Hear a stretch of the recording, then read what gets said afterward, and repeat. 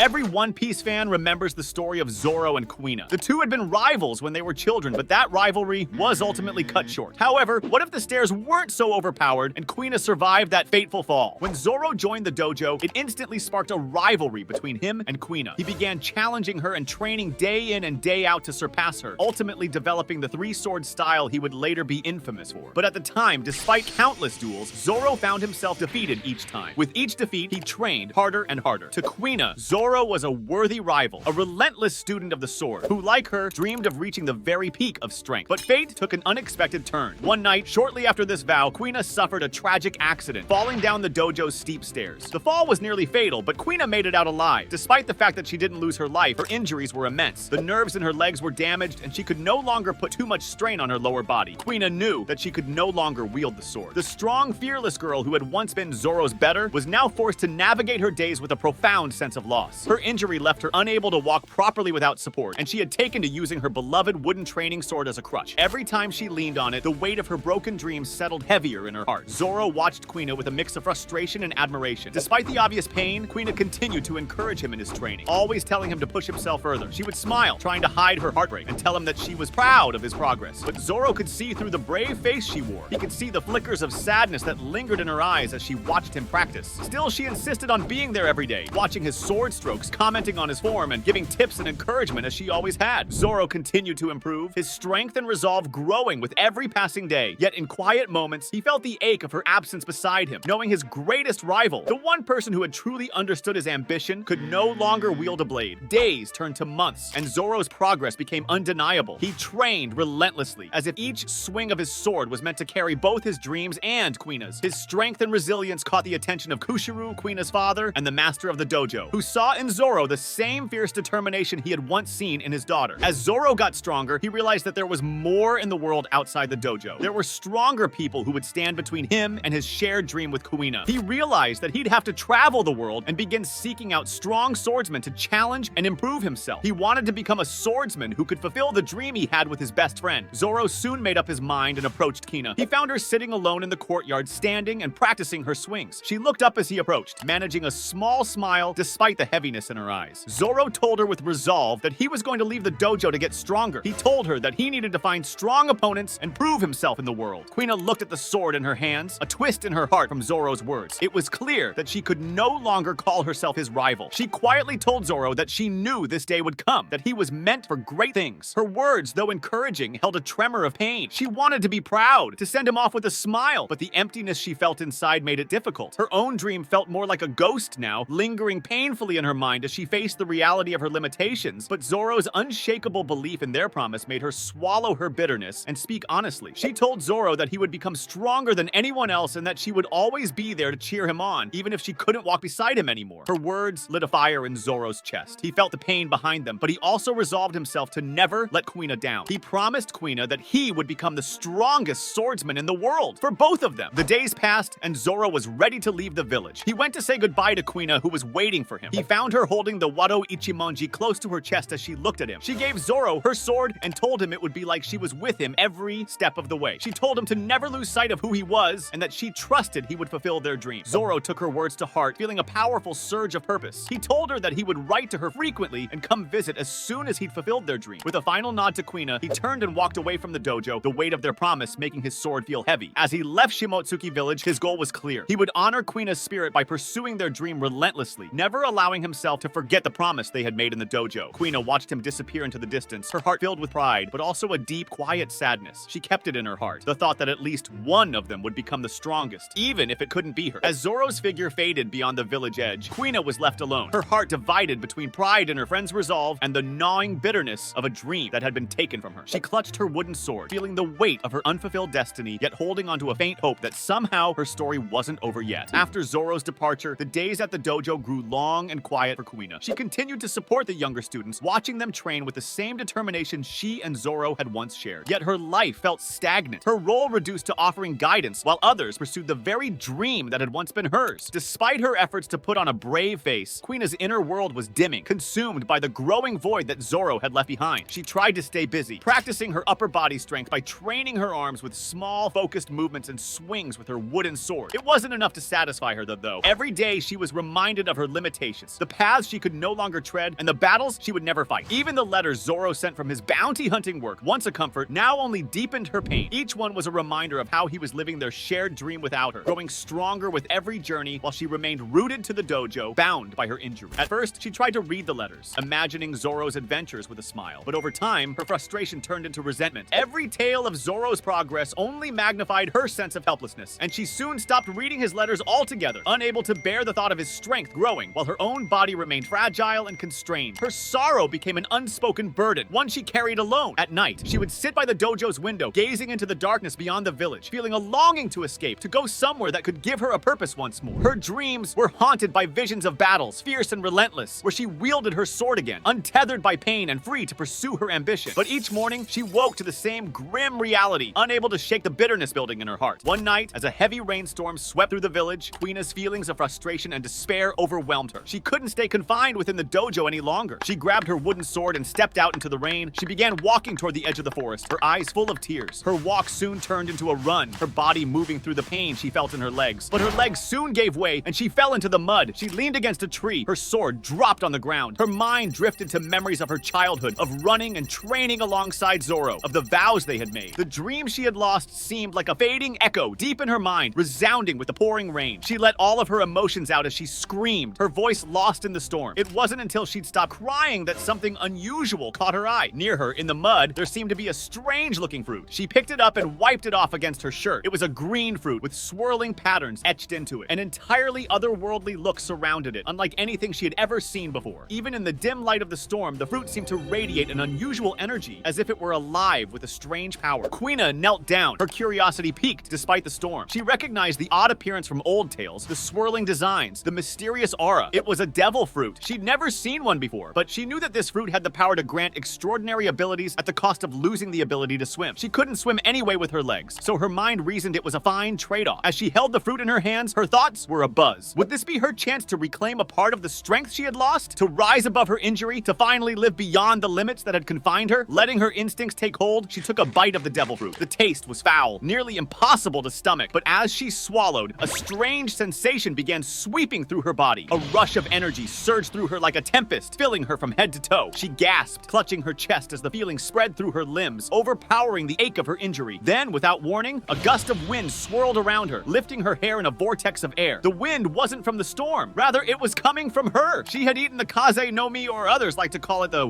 wind fruit. The fruit's power coursed through her veins, as natural as breathing, and she could feel her body becoming lighter. She focused, her instincts taking hold, and in an instant, her body turned into the wind. She found herself away from the tree she had been leaning against. For the first time since her injury, Kuina felt free, unrestricted by pain or weakness. She grabbed her sword and began moving through the forest using haphazard movements. She wasn't good at controlling her power by any means, but she finally felt freedom. Out of breath, Kuina finally collapsed on the ground and looked at the sky clearing above her. She reached for the stars with new hope that she might just be able to fulfill her dream. Days began to pass as Kuina started training herself, learning to control her powers. In the beginning, controlling the wind felt as foreign to her as the devil fruit itself. The lightest thought could unleash a sudden gust, and a momentary flicker of doubt would cause it to fade entirely. Yet Kuina persisted, spending days in solitude, practicing in the quietest glades and atop the tallest hills away from the dojo. At first, she experimented with the basics. She realized she could create gusts of wind with a flick of her hand, blowing fallen leaves off the ground or shifting tree branches. Slowly, she refined her control and learned to direct the wind with precision, bending it to her will. The wind fruit granted her powers that surpassed even her wildest imagination. She could summon winds that could cut trees with precision or rip them from the ground. As Kuina grew in confidence, she began developing techniques that aligned with her swordsman's spirit. She created the Gale Slice, a technique where she could summon a sharp gust of wind as an extension of her sword, slicing through branches with ease. She imagined the wind as her partner in battle, forming invisible blades around her as she wielded her wooden sword in swift, agile movements. She also trained herself to summon small whirlwinds, or as she liked to call them, vortex shields, defensive spirals of wind that could deflect stones and other small objects thrown her way. Over time, she began experimenting with more advanced techniques. One of her most awe-inspiring discoveries was the Tempest Step, the ability to lift herself with the wind, creating a burst of air that let her move faster than ever. With practice, she learned to dash from one place to another as though gliding on invisible currents. She felt the freedom she thought she'd lost forever, the sensation of weightlessness rekindling her spirit. However, the greatest strength of the Logia was the fact that Kuina could turn into the wind itself. Even without wings, she could fly. Nothing could harm her when she was intangible. The first time she accomplished this, she felt as if she dissolved entirely and had become a part of the air around her. After several tries, she figured out how to reform herself with relative ease. Though the power gave her a lot of freedom, it was hard to control. With time, as her abilities honed and the thrill of adventure ignited her spirit, Kuina decided to truly break out of her cage. She decided to set out to claim the title of the world's strongest swordswoman. Her father realized that Kuina had gotten strong enough to handle herself and knew she needed to experience the world. Kuina herself felt restless. The win-win fruit brought her freedom, but she yearned to be known for her swordsmanship, not just as a devil fruit user. Determined to rely on her own skill as much as possible, Kuina constantly trained herself to blend her sword techniques with her wind abilities, aiming to keep them as two sides of a single coin. As her journey began, Kuina encountered numerous foes, each battle fueling her resolve to grow stronger. News of her exploits slowly spread throughout the Grand Line, with tales of a mysterious swordswoman who could turn into the wind itself, her strikes as fierce as a tempest. Her reputation started to build, and soon her name reached the ears of powerful pirates. Recognizing the need to learn from stronger fighters, she eventually joined the Big Mom Pirates, hoping to hone her skills further. Though she was cautious of them, she knew that training under Big Mom's protection would allow her to face powerful opponents and grow her strength quickly. Her time with the Big Mom Pirates transformed her. She learned techniques that tested her endurance and precision, focusing on perfecting the synergy between her wind powers and swordsmanship. Her abilities matured, and she became infamous among her crewmates who respected and feared her wind-based techniques. She developed her Hurricane Dance, a rapid sequence of slashes followed by an intense whirlwind, a technique that left her opponents disoriented and vulnerable. Her defensive moves evolved as well. She could now create a powerful cyclone barrier to deflect even the mightiest attacks, a technique she used sparingly to conserve energy. A few months later, she stumbled upon a bounty poster of Zoro. She tried to ignore the news at first because she had mixed emotions for him. She had ignored all his letters and was resentful of him when she couldn't follow her dream. But now, things were different, and she didn't know how to feel about her old rival. Even with all her reservations, she couldn't resist the urge to follow his progress from a distance. Rumors swirled of Zoro's exploits, his three-sword style, his determination, and most intriguingly, his alliance with a young pirate named Luffy. Kuina's heart stirred with a mixture of pride and envy. Though her emotions towards Zoro were complex, the thought of him achieving their shared dream of surpassing her only spurred her to press on, vowing to become strong enough to one day face him as an equal. During her time with Big Mom, Kuina witnessed the raw power of the Yonko's empire and realized just how vast the world truly was. As she gained strength, so did her inner conflict. She was grateful for her wind powers, but remained torn over relying on them, believing her mastery of the sword should be the cornerstone of her strength. Still, she knew that both her wind powers and her sword were integral to achieving her goal, and she used this inner struggle as fuel to keep growing. As time passed, Zoro's fame spread even further. He was a recognized member of the Straw Hat Pirates, sailing under Luffy's banner and traveling through the Grand Line. Kuina followed the news of his battles and grew both awestruck and frustrated. She heard of his victory over powerful opponents like Mr. One, his unwavering loyalty to his crew, and his ongoing quest to become the world's greatest swordsman. She could feel his strength even across the distance, and this drove her to train harder, sparking the embers of rivalry and ambition that had once united them. The last vestiges of doubt faded as Kuina immersed herself in her training, rising within the ranks of Big Mom's crew while secretly plotting her own path. She knew her journey would eventually lead her back to Zoro, and that their inevitable reunion would be a test of all they had endured. For now, she carved her own legend into the Grand Line, a figure shrouded in storm and steel, ready to stand beside her old rival and perhaps even surpass him. Then, one fateful day, a member of the Straw Hats arrived on Whole Cake Island. This member was none other than Sanji. Straw Hat's cook was cornered, facing not only Big Mom's overwhelming influence, but also his family, Germa 66. In the heart of Big Mom's domain, amidst a blur of colors and sweets, Sanji had little time to adjust before being formally introduced to the ranks. And it was here, wandering the grand halls of Totoland, that he crossed paths with a mysterious woman. Kuina was dressed in the garb of a high-ranking officer, her katana at her side, and a look of calm indifference on her face as she studied Sanji. She knew the Straw Hat crew had entered the New World, but never expected one of them would wind up on Whole Cake Island. This was her first opportunity to observe the Straw Hats up close, and although she showed little outward interest, she was bursting with curiosity inside, specifically about Zoro. As she casually approached, her mind raced with questions she'd always wanted to ask. She needed to tread carefully. No one here knew her past, and she intended to keep it that way. Sanji, ever the ladies' man, immediately straightened as Kuina approached, his eyes becoming hearts despite his predicament. She nodded at him coolly, choosing to ignore the look he was giving her. Kuina referred to Sanji as the Straw Hat's cook with a slight smile. Her voice was steady but held an edge of curiosity. Sanji glanced at her with narrowed eyes after getting a hold of himself, not entirely sure what to make of this woman who appeared to be one of Big Mom's more formidable subordinates. He'd heard whispers of her, a swordswoman as elusive as she was deadly, known to move like the wind itself. But despite her reputation, he couldn't resist the charm of a confident woman. He asked her who she was, though his guard was still up, and Kuina told him that she was merely interested in the company he kept. She told him that she'd heard stories about his crew and how they were quite the unique bunch. Sanji felt felt prideful at the comments and asked her why a pirate who seemed high up on the food chain was asking about a crew dubbed as rookies. Kuina told him that her reason for asking wasn't related to Big Mom and that she simply had her own point of interest. She leaned against the wall, trying to be as casual as possible, and asked Sanji what his crew's swordsman was like. Sanji raised an eyebrow, a little surprised at the question, before spewing on about what he thought of the moss head. It started off with mean comments before moving toward the fact that he considered him a brother. The admiration in Sanji's voice was clear, even when he was berating him. And there was confidence in his voice when he said that Zoro was dumb enough to think that he would never lose a fight, and how he droned about his shared dream with a friend of his from his village. Kuina hid her smile, nodding as if this were entirely new information to her, saying that Zoro would have to go through her if he wanted to achieve his dream. She then asked Sanji if he worked well with the crew. Sanji nodded, though he looked slightly amused by her line of questioning. He clearly stated that they relied on him. He was never one to back down from a fight or show fear. He himself was surprised at how much he was saying in front of this strange woman in the middle of enemy territory, but the small laugh Kuina gave eased him up entirely. Kuina realized that Zoro had found a place where he belonged, an adventure and a family of sorts. A flicker of pride, mixed with an unspoken sense of regret, stirred within her. She kept her voice as level as she could manage before asking Sanji if it wasn't easy for him to be here. Sanji's gaze darkened, remembering the situation he was in. He told her that he had his reasons and that nothing was above his captain and crew, not even himself. Kuina was momentarily caught off guard by his conviction. It was one thing to know Zoro had joined Luffy's crew, but hearing this firsthand, to feel the loyalty these people had to one another, left her with a strange, conflicted feeling. Clearing her throat, she returned to her usual detached tone before telling Sanji that it wouldn't be smooth sailing from here on. Big Mom wasn't exactly known for showing mercy to those who defied her. Sanji shrugged and said he'd manage. With a final nod, Kuina turned to leave, her mind filled with thoughts of Zoro. Despite everything, he'd found a path that suited him, a family and a goal he was determined to see through. It was a reality she'd once dreamed of herself, a life she'd once envisioned living alongside him. And though she was far from ready to confront him directly, she couldn't help but feel drawn to his journey, knowing that fate would bring them face to face eventually. As she disappeared down the hall, Sanji watched her go, mildly curious. Whoever this woman was, she carried herself with a sense of quiet strength. He couldn't shake the feeling that she knew more about his crew than she let on. But for now, he'd set those questions aside. When the Straw Hats arrived at Whole Cake Island to bring Sanji back, it quickly became a mission filled with chaos, danger, and unexpected alliances. The plan, led by Luffy, was simple. Crash Big Mom's arranged wedding between Sanji and Charlotte Pudding and get Sanji out. But of course, nothing about infiltrating Big Mom's territory would go as planned. On the day of the infamous tea party, everything dived into chaos. The entire event turned into a battleground when Luffy and the group burst in. Fights happened left and right, and Big Mom unleashed the fury of her crew upon our allies. The Straw Hats fought desperately to stay one step ahead, but Big Mom's forces were formidable. Powerful members of the Charlotte family, including Katakuri and Smoothie, made it almost impossible for them to break through unscathed. Amid the chaos, Kuina observed the Straw Hats struggle from the fringes of the fray. She had been stationed close by, tasked with watching over Big Mom's guests and ensuring nothing went wrong, but she had no loyalty to Big Mom beyond her quest for strength. As the Straw Hats fought, Kuina found herself torn between her loyalty to her new crew and a strange, undeniable urge to assist Zoro's family. When it became clear that the Straw Hats were facing overwhelming odds, Kuina sprang into action, carefully masking her interference. She used her wind powers to create gusts that swept over the battlefield, subtly diverting attacks and slowing down Big Mom's forces without making her intentions obvious. She avoided direct confrontation with the Straw Hats, slipping through the chaos with calculated steps, silently guiding them whenever she could. The battle reached its peak during the climactic confrontation with Big Mom. Luffy challenged Katakuri in the mirror world, and their clash raged on in a brutal test of will. Meanwhile, Sanji, Nami, and the others were desperately trying to find an escape route. In the confusion, Kuina found herself near Sanji once more, using her wind powers to deflect a wave of Big Mom's homies as they closed in on him and Nami. Sanji looked over in surprise as he saw Kuina assist them. He knew she wasn't an ally, yet there was something about her presence that put him strangely at ease, as if Zoro himself were backing them up. Sanji thanked Kuina, who told everyone to escape. As the Straw Hats made their final push, Big Mom's forces began to close in once more, her rage only intensifying as they eluded capture. But Kuina, with her mastery over the wind, created a powerful gust that blew back a squad of pursuers, granting the Straw Hats a brief reprieve. The Straw Hats took advantage of the opening and began their retreat, with Kuina following at a distance, watching their backs. By the time they reached the Thousand Sunny and made their final escape, Kuina had helped create a whirlwind that deterred the last of Big Mom's forces, allowing the Straw Hats to flee Whole Cake Island. She paused at the shoreline, watching as they sailed away, and made her decision. She knew she couldn't go back to the Big Mom pirates after this. Without hesitation, she boarded the Thousand Sunny, meeting the astonished stares of Luffy and the others as she walked aboard. Nami and Sanji looked at her, and Brook's jaw practically dropped. Kuina told the Straw Hats that she wasn't interested in fighting anyone. Rather, she was here because Zoro was important to her. Despite her inner conflict, she believed that to be true with all her heart. Luffy, being the idiot that he is, instantly put all his faith in her and welcomed her aboard. And And just like that, Kuina had joined the Straw Hats as a guest, setting her sights on the next destination, Wano. She believed that she'd be able to meet Zoro there, but at the moment, she didn't know how her reunion would go. The journey to Wano had its own challenges, but with everyone working together, the gang eventually made it into the oppressed land. They'd landed in a country gripped by the oppressive rule of Kaido and the corrupt shogun, but their spirits were high, ready to bring justice to Wano. The crew, including Kuina, had finally regrouped at a remote clearing, exchanging stories of their adventures as they awaited Zoro's arrival. Kuina's heart pounded,